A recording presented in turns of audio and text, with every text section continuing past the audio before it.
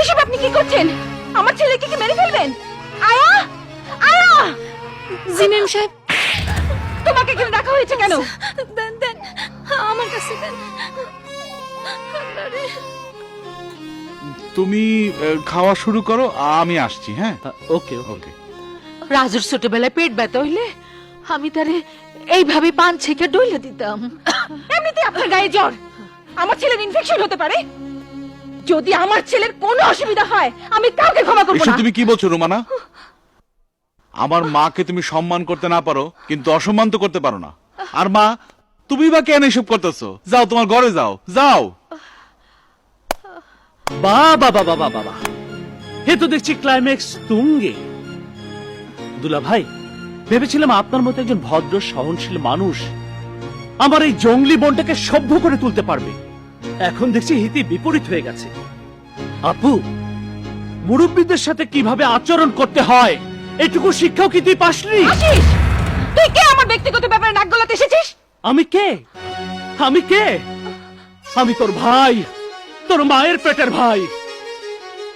যদি বয়সে তো ছোট না হয়ে বড় হতাম, তাহলে এক চড় মেরে তো সবটা দাঁত ফেলে দিতাম। না, আর মার পা ধরিয়ে তোকে মাপ চাওয়াতাম। এইসব কি কইতেছো বাজা? আমার লইয়া তোমরা এত ঝগড়া ফ্যাসাদ কইরো না। আমার ভুল হয়ে গেছে বৌমা। আপনি ঠিকই বলেছেন, আপনার ভুল হয়েছে। ওই মেরুদণ্ডহীন বড়লোকের জামাইকে পেটে ধর। আসেন। আপনি ভুলে যাচ্ছেন কেন মামিমা? আপনার পুত্র এখন পয়সাওয়ালা ময়ূর পুচ্ছধারী কাক। আশিস, চুপ, একদম চুপ। আর এই যে আপনাকে বলছি দুলা ভাই, এখন এন্ড ক্লাইম্যাক্সের জন্য তৈরি হয়ে থাকুন। Good bye.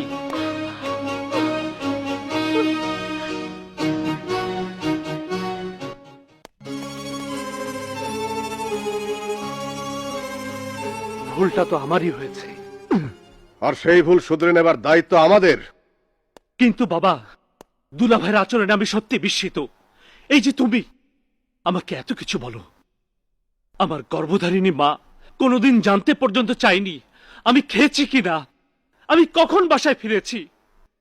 তারপরও কি আমি কোনোদিন তোমাদের মুখের দিকে তাকিয়ে চোখ তুলে কথা বলেছি? কিন্তু দুলা ভাই, ভেবেছিলাম আমার একটি সন্তানও বুঝি আমার মতো হয়নি। ওরে অপদার্থ, তোর মনটা কেন আমার মতো হলো রে?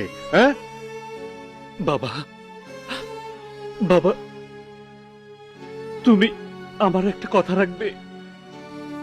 তোমার এই অপদার্থ ছেলেটাকে একটিবার সুযোগ দাও, একটিবার। বল অপদার্থ, বল বল, তুই কি চাস? বল বল, কি চাস? আমি চাই তুমি